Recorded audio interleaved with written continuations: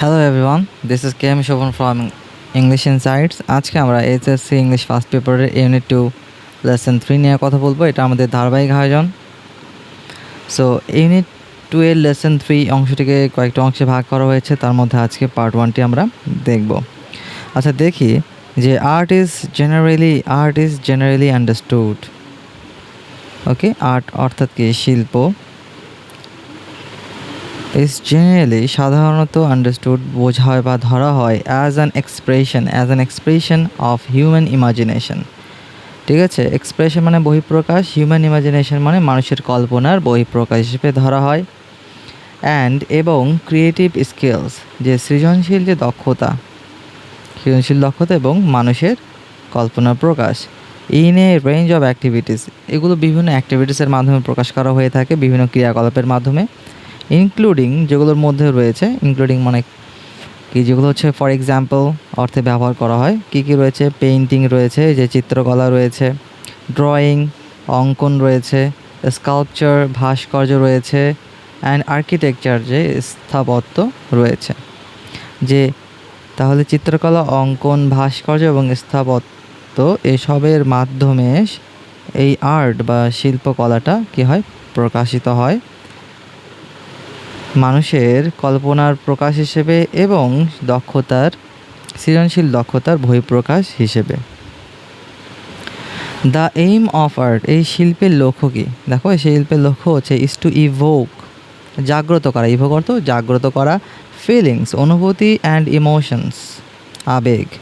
ওকে, আবেগ এবং অনুভূতি জাগ্রত করা, দ্যাট আর কনসিডার্ড অ্যাস্থেটিক, যেগুলো ধরা হয় কি নান্দনিক হিসেবে। নান্দনিক মানে কি? যেগুলো সৌন্দর্যের সাথে related. That is concerned with beauty, যা সৌন্দর্যের সাথে সংযুক্ত, সৌন্দর্যের সাথে related.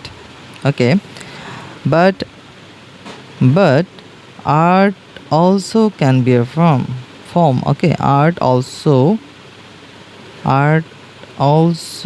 Can be a form, একটা গঠন হতে পারে of social commentary.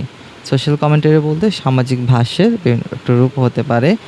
A painting of sunset over the sea glorifies nature. আচ্ছা, দেখি যে এই পেইন্টিং অফ সানসেট, তোমরা এই চিত্রটি খেয়াল করো। এই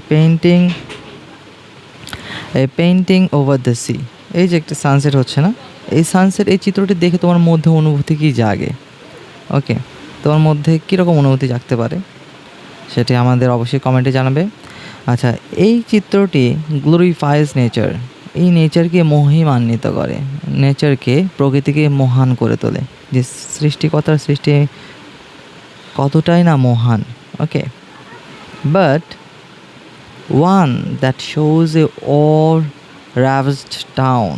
এই যে এটা দেখো, ধরো রিসেন্ট এটা প্যালেস্টাইনের একটি শহরের ধ্বংসপ্রাপ্ত বিল্ডিং বা দালান কোঠা, এটা দেখে তোমার মনের মধ্যে কি জাগ্রত হতে পারে? অবশ্যই কোনো সুখানুভূতি জাগবে না, তোমার মনে অনেক দুঃখে ভরে উঠবে যে একটা বিল্ডিং কতটা না ধ্বংসপ্রাপ্ত হয়েছে। শুধু বিল্ডিংটার জন্য কি তোমার মন কাঁদবে? অবশ্যই না। এই বিল্ডিংটা ধ্বংসপ্রাপ্ত হয়েছে মানে কি, এই বিল্ডিংয়ে বসবাস যারা করতো তাদেরও আর অস্তিত্ব এই জগতে আর নেই। তাদের কথা চিন্তা করে তোমার মন বেদনায় ভরে উঠবে। ঠিক আছে, এই জাস্ট ছবিগুলো দেখেই কিন্তু তোমার একটা ফিলিংস জাগ্রত হচ্ছে। দেখো, that convey a sense of anguish, একটা যন্ত্রণার অনুভূতি। এই ছবিটা দেখে তোমার মনের মধ্যে একটা যন্ত্রণা জাগ্রত হবে। থ্রু আউট দ্য ওয়ার্ল্ড, পুরো বিশ্ব জুড়ে পিপল অ্যাপ্রিসিয়েট, লোকজন কী করে? অ্যাপ্রিসিয়েট করে, প্রশংসা করে এই শিল্পের, আর্টের, for its power to affect them in a creative way. Affect মানে প্রভাবিত করা, ফর ইটস পাওয়ার, এটার একটা ক্ষমতা রয়েছে তাদেরকে কী করার? প্রভাবিত করার, সৃজনশীল উপায়, ক্রিয়েটিভ ওয়ে, সৃজনশীল উপায়ে। As the famous painter Pablo Picasso Spanish একজন পেইন্টার। ইনি পাবলো পিকাসো, যার একটি বিখ্যাত চিত্রকর্ম হচ্ছে গুয়ের্নিকা। এই ভদ্রলোক, এই পেইন্টার, তিনি বলেছিলেন, the purpose of art is washing the dust of daily life of our souls, যে আমাদের সোল বলতে আমাদের আত্মা, ওকে, যে আমাদের আত্মা থেকে আমাদের আত্মায় প্রতিনিয়ত যে ধুলি জমে সেই ধুলিকে মুছে দেওয়ার কাজ করাই হচ্ছে এই শিল্পের উদ্দেশ্য। অর্থাৎ শিল্পের উদ্দেশ্য কি, তোমার আত্মার ময়লাটাকে পরিষ্কার করে ফেলা, প্রতিদিনের আত্মার ময়লাটাকে পরিষ্কার করে ফেলা। Art in our country has a long history, আমাদের দেশেও কিন্তু এই শিল্পের ইতিহাস অনেক অনেক পুরাতন। ইট হ্যাজ বিন, এটার প্যাসিভ সেন্স রয়েছে, ইট হ্যাজ বিন প্র্যাকটিস, এটা চর্চা করা হতো বা হয় ইন হাউস হোল্ডস, ওকে, যে গৃহস্থালির কাজকর্মে, ইন দ্য ফর্ম, যে কী রূপে, দেখো পোটারি থাকবে, এই যে এখানে আমি কিছু ছবি অ্যাড করেছি, যে পোটারি, মৃৎশিল্পে, তারপর রয়েছে নকশি কাঁথায়, ওকে, আর এমব্রয়ডার্ড কুইল্ট, আর আলপনা, আর ইন্ট্রিগেট মোস্টলি ফ্লোরাল ডিজাইন। আচ্ছা, এই যে আলপনা থাকবে, যে মাটিতে বিভিন্ন কিছু নকশা ডিজাইন করা, বিশেষ করে ফুলের মতো ডিজাইন, অথবা কোনো হাঁড়ি পাতিলও কিন্তু এই যে নকশা বা ডিজাইন করা হয়, এগুলো কিন্তু তোমার চাল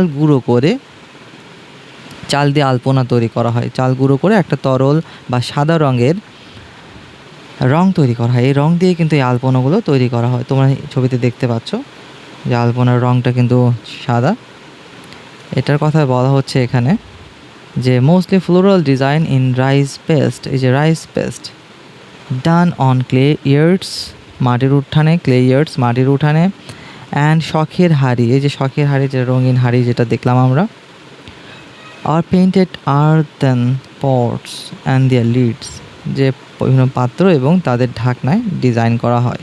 আর সেখানে গুরুত্বপূর্ণ দুইটি শব্দ দেখতে পাচ্ছি। আচ্ছা, একটা হচ্ছে ফ্লোরাল, দেখো খেয়াল করো, ফ্লাওয়ার হচ্ছে ফুল, নাউন, এই ফ্লাওয়ারকে যখন আমরা অ্যাডজেক্টিভে রূপান্তর করব তখন এটা হবে ফুলেল, ওকে, ঠিক একইভাবে আর্থ হচ্ছে নাউন, আর্থের অ্যাডজেক্টিভ হবে আর্দেন, ওকে, এটা হচ্ছে অ্যাডজেক্টিভ আর্দেন, মাটির তৈরি, ওকে। তারপরে দেখো these are examples of folk art, এগুলো কিন্তু এই যে লোকশিল্পের উদাহরণ, আমাদের দেশে লোকশিল্পের এগুলো হচ্ছে উদাহরণ। But there is another form of art, যে শিল্পের আরেকটি রূপ রয়েছে, কি সেটা, which is called modern art, যেটা আধুনিক শিল্প।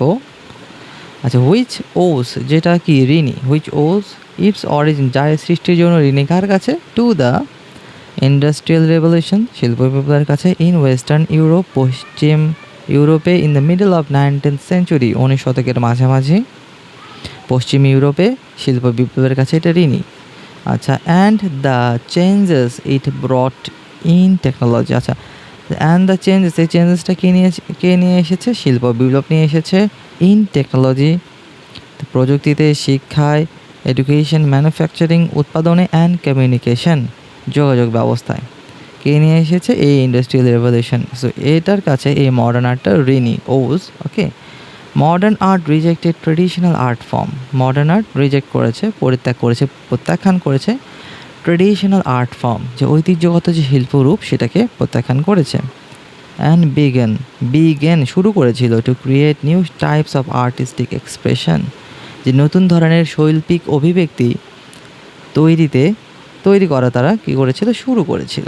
ইউজিং, ব্যবহার করে, স্টাইল, শৈলী, টেকনিক্স, বিভিন্ন পদ্ধতি, কালার্স, রং, অ্যান্ড ম্যাটেরিয়ালস, উপকরণ ব্যবহার করে, that could adequately reflect the spirit of the time, okay, যেটা কী করতে পারতো, রিফ্লেক্ট করতে পারতো, প্রকাশ করতে পারতো দ্য স্পিরিট অফ টাইম, যে সময়ের চেতনা, and the profound changes in human thoughts, যে মানুষের মনের যে গভীর পরিবর্তন এবং সমসাময়িক সময়ের চেতনা রিফ্লেক্ট করতে পারতো, প্রতিফলন করতে পারতো, ওকে। সো এটা হচ্ছে আমাদের ইউনিট 2 লেসন 3 এর পার্ট 1। সো আশা করি তোমাদের এই টেক্সটের এই অংশটুকু তোমরা ভালোভাবে বুঝতে পারবে। এই ভিডিওটি আবার দেখবে, একটার গুরুত্বপূর্ণ যে শব্দ, সেন্টেন্স, স্ট্রাকচার, এগুলো দেখবে, ঠিক আছে, কীভাবে একটা কমপ্লেক্স সেন্টেন্স তৈরি হয়, এই টেক্সটে কিন্তু সুন্দর করে দেওয়া আছে। পাশাপাশি সবচেয়ে বেশি যেটা দরকার সেটা হচ্ছে ক্রিয়েটিভ থিঙ্কিং অ্যাবিলিটি ডেভেলপ করা।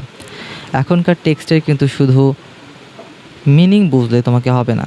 ওকে, যে ওয়ার্ড মিনিং আমরা পড়লাম, টেন্স স্ট্রাকচার আইডেন্টিফাই করলাম, ফাইন, এমনটা না। তোমাকে এই টেক্সটটা পড়ে ক্রিটিক্যাল থিঙ্কিং অ্যাবিলিটি ডেভেলপ করতে হবে, যে আর্ট সম্বন্ধে কী কী বলা যেতে পারে। তোমার পেপারে একটা প্যারাগ্রাফ আর্ট সম্বন্ধে আসতেই পারে, তোমাকে এই আর্ট সম্বন্ধে এই টেক্সটটা থেকে আইডিয়া নিয়ে সে আইডিয়াগুলো জেনারেট করতে হবে এবং একটা প্যারাগ্রাফে সেটা কনভার্ট করতে হবে।